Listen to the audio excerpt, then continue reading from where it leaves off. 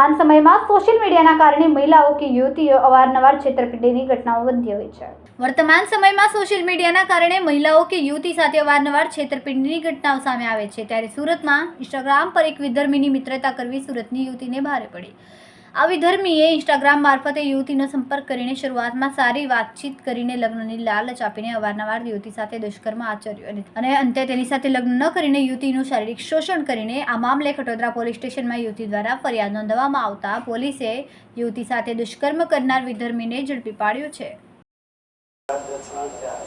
Khatodara police station विस्तार में एक लड़की ने फरियाद दर्ज कराई कि आरोपी शहजाद उर्फे सज्जू सईद शेख ये फोटोग्राफी का काम करता है और बठार एरिया खटोदरा में रहता है।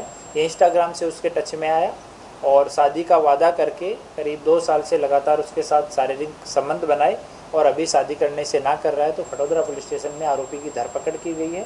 BNS की कलम 69 और अन्य कलम के तहत में गुना दाखिल किया गया। आरोपी की अभी तपास चालू है। आरोपी का बैकग्राउंड क्या है? आरोपी फोटोग्राफी करता है, उसका कोई क्रिमिनल हिस्ट्री नहीं है और ये लड़की को प्रेम में फंसाया उसने। लड़की हिंदू है, लड़का मुस्लिम है और शादी करने का वादा किया।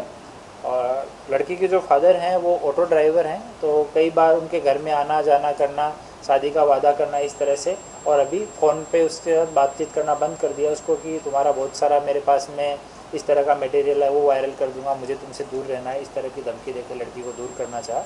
तो भोग बन्नार ने आके कंप्लेन की, इस पर FIR दर्ज करके आगे का इन्वेस्टिगेशन अभी चल रहा है। किस तरह दोनों एक दूसरे के पहचान में आए?